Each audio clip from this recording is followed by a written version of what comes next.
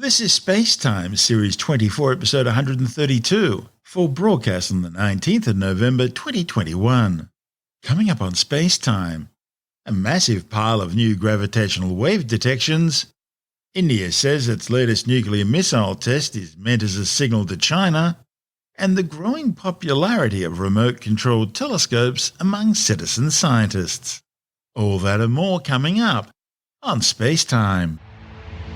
Welcome to SpaceTime with Stuart Gary.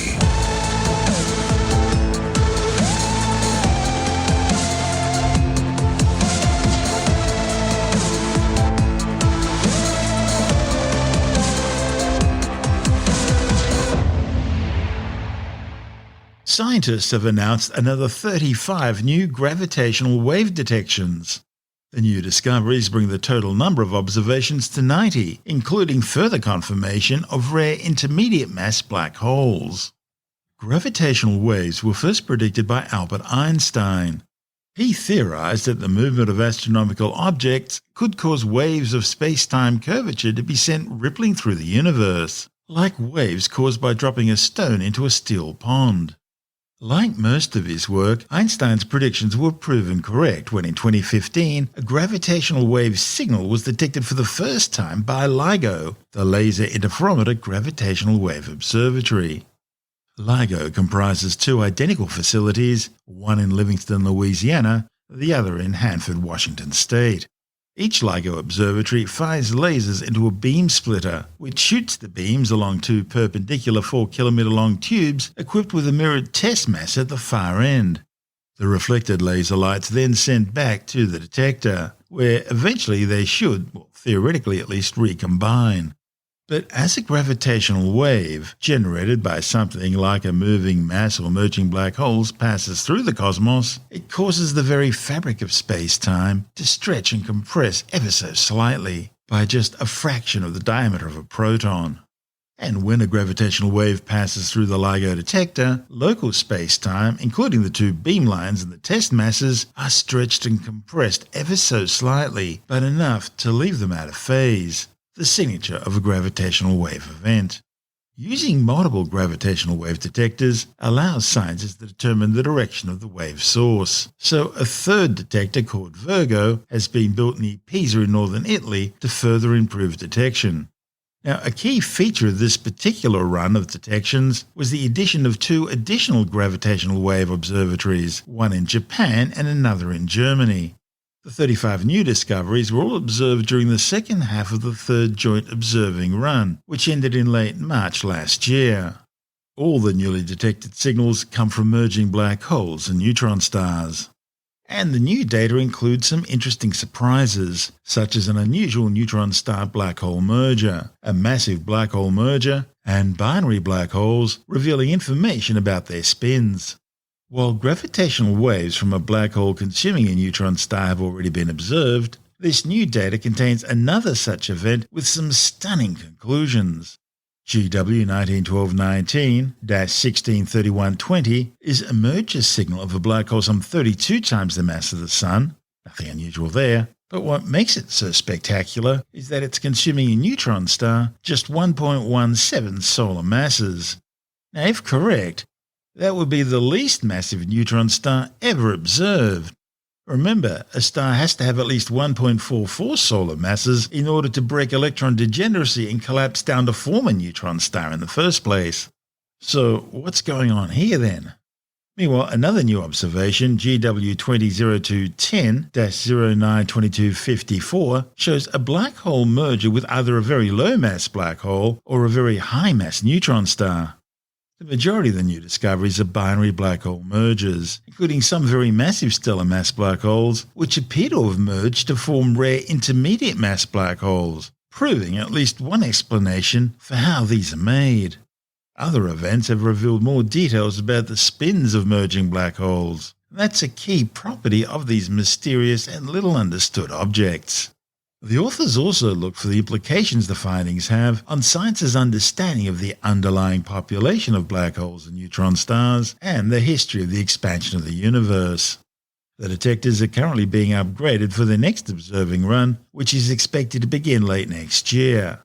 This is SpaceTime. Still to come, India has carried out a test of its nuclear-capable Agni 5 long-range ballistic missile, claiming it's meant to be a signal to China. And we look at the growing popularity of remote-controlled telescopes. All that and more still to come on SpaceTime.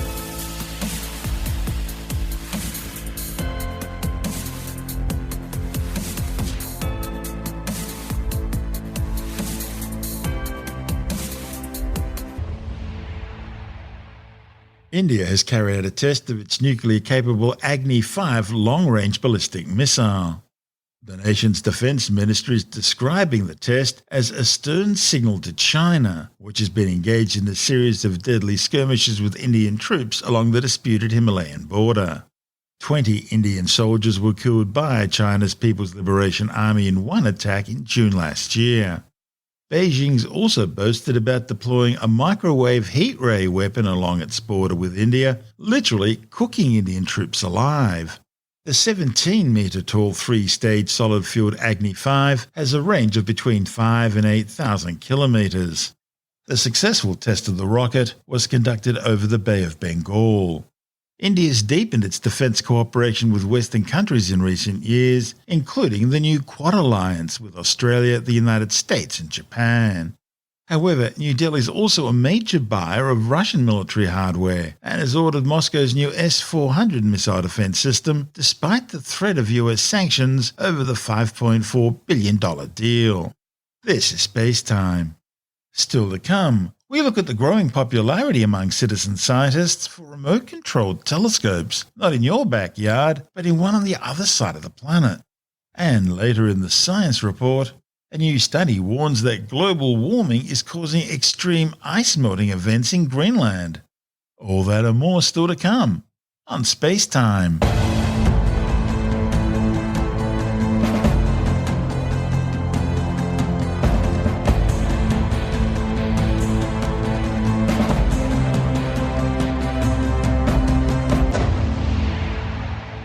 A new issue of Australian Sky and Telescope magazines hit the newsstands, and among the stories this month is a feature on the growing popularity of remote-controlled telescopes among citizen scientists. Now, these are not telescopes set up in your own backyard, but ones you have set up on the other side of the planet.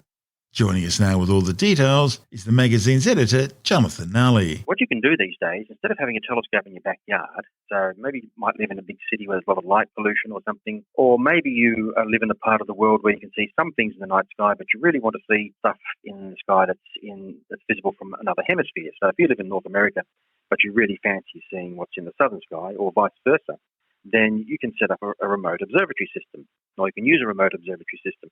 Now, there are ones out there that are already set up, they've been going for years, and you can rent time on these telescopes.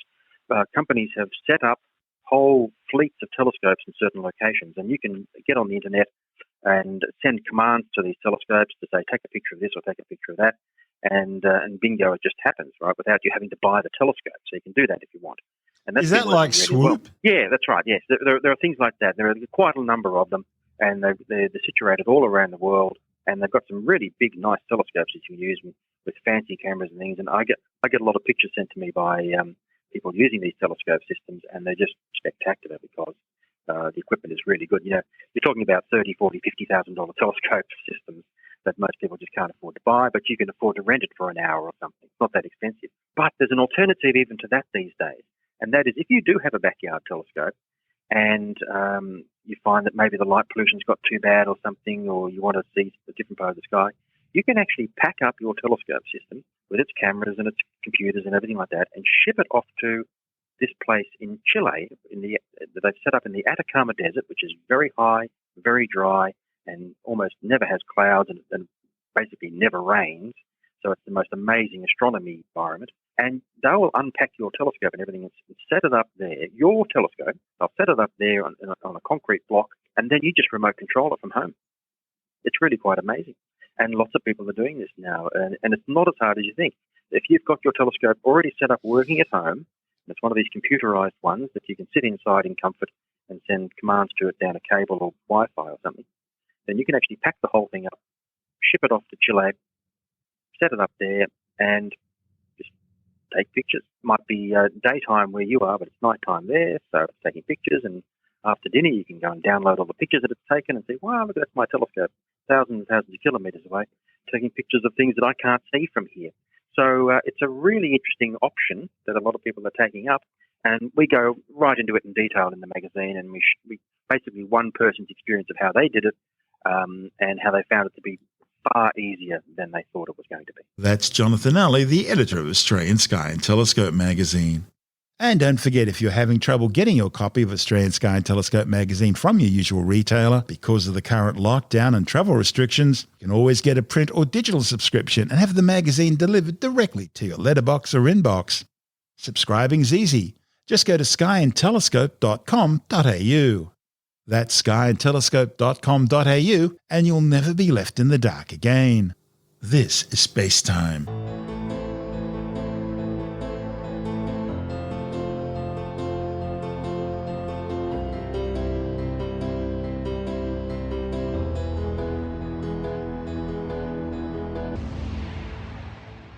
And time now for another brief look at some of the other stories making news in science this week with the Science Report. A new study warns that global warming has caused extreme ice melting events in Greenland to become more frequent and more intense over the past 40 years, raising sea levels and flooding risk worldwide. The study by the European Space Agency shows that over the past decade alone, some 3.5 trillion tons of ice has melted from the surface of Greenland and flowed down into the ocean. That's enough melted ice to cover the entire United Kingdom with around 15 metres of meltwater. The new study is the first to use satellite data to detect this ice sheet runoff from space. The findings, reported in the journal Nature Communications, used measurements from ESA's Cryosat-2 satellite to reveal that Greenland's meltwater runoff has risen by 21% over the past 4 decades and has become some 60% more erratic from one summer to the next. Scientists have found that people who are genetically predisposed to a higher risk of psychiatric disorders like schizophrenia, bipolar conditions, or anorexia nervosa are also more likely to live in or move to urban areas. The study, reported in the Journal of the American Medical Association, also found that people with a genetic risk of autism spectrum disorder were also more likely to live in or move to high-density urban areas. Which is ironic considering people with autism are often blasé about the company of others. The authors say this new study suggests that genes may influence people's choice of living environment and that liability to these disorders predisposes people to inhabit more urban environments. The struggle of cutting takeaway food with a flimsy wooden or plastic disposable knife could be a thing of the past, with scientists creating a knife out of wood that could cut a medium well-done steak just as well as its stainless steel rivals. Researchers have developed a process for removing some of the weaker components in wood while at the same time keeping the stronger elements intact. A report in the journal Matter says the research can generate more sustainable material for sharper objects like knives. The authors believe this material could be used for more environmentally friendly reusable knives, rust-proof nails, and even more durable hardwood flooring. Therapeutic touch is one of those pseudoscientific contracts claiming to cure everything from cancer to crabs. Of course, its real purpose is to separate gullible people from their money. As Tim Mendham from Australian Skeptics explains, it only took a 9-year-old girl to totally discredit the practitioners or healers who were pushing this woo to the weak-minded. It's a lovely story. It's actually from the mid-90s, and it shows that anyone can be a skeptic and anyone can be a scientific skeptic. This involves a, quote, medical treatment, unquote, called therapeutic touch. Now, therapeutic touch does not involve touch. So why it's called that, I don't know. What it is basically a practitioner or a healer moves their hands over your body. They don't touch the body, they just move it a few inches above, etc. And they can feel bad energies and then dismiss them. And you don't want to be in the area when they dismiss them because you might be covered in all the bad energies. But anyway, they can do this, perform therapeutic practices without touching. So this is a 9-year-old girl in America who set up this test and said, pretty straightforward way of doing a test. Okay, you're a therapeutic touch practitioner. Come here, stick your arms arms through these holes in a bit of cardboard. She set up a bit of cardboard. Stick your arms through at a slight distance from each other and put this towel over your head and over your arms, and then I will hold my hand over one of your hands, and you can tell me which hand my hand is over. Pretty straightforward. You got a 50-50 chance, really, like just by guessing. And so she got a lot of therapeutic touch practitioners to do this, mainly because it was actually part of a science fair. She was in fourth year of school. This was her project. She was 9 years old, and she got all up about 21 people to do it. 14 of them were given 10 chances. So they should have got a 5 out of 10. And 7 of them were given 20 chances, and they should have got by chance 10 out of 20. So they should be 50% just by tossing a coin. They actually ended up getting 44% correct. So in other words, they were below chance. And of course, as soon as they fail, and this happens with that, we know in our skeptics challenges, as soon as people fail, they'll find an excuse for why they failed. Certainly not the fact that they don't have a skill. Oh, no, they don't doubt that. What they will find is that the circumstances were wrong, even though they often agree beforehand that the circumstances are fine, that they've said things in this particular case, oh, it was too cold, or the air conditioning was blowing the force field away. not much of a force field. I wouldn't use that to fight off missiles in space if the air conditioning can blow it away. Stupid excuses. They're obviously desperate to try and find some reason why they failed that wouldn't involve them not having a particular skill or that this skill was shonky. But basically, therapeutic touch is shonky. It's the sort of thing that this was a nice test. She actually got it published in the Journal of the American Medical Association when she was 11. That made her the youngest person to be published in a peer-reviewed medical journal. So good on her. A simple test, well performed, straightforward, clear results. Classic skepticism. That's Tim Mendham from Australian Skeptics.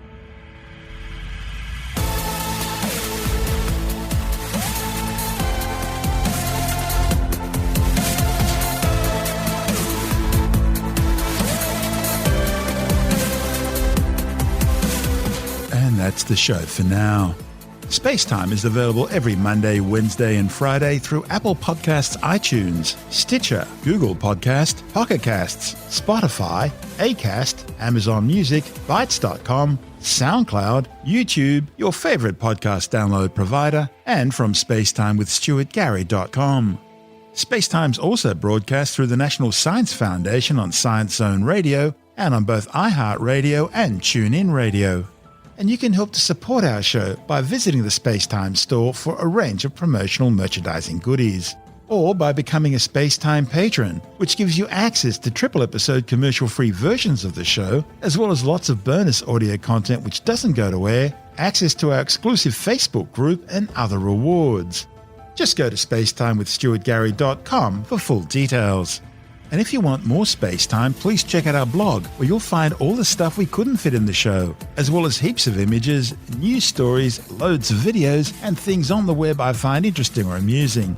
Just go to spacetimewithstuartgary.tumblr.com. That's all one word, and that's Tumblr without the E.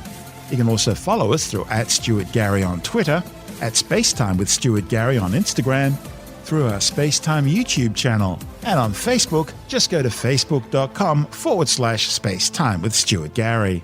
And SpaceTime is brought to you in collaboration with Australian Sky and Telescope magazine, your window on the universe. You've been listening to SpaceTime with Stuart Gary. This has been another quality podcast production from Bytes.com.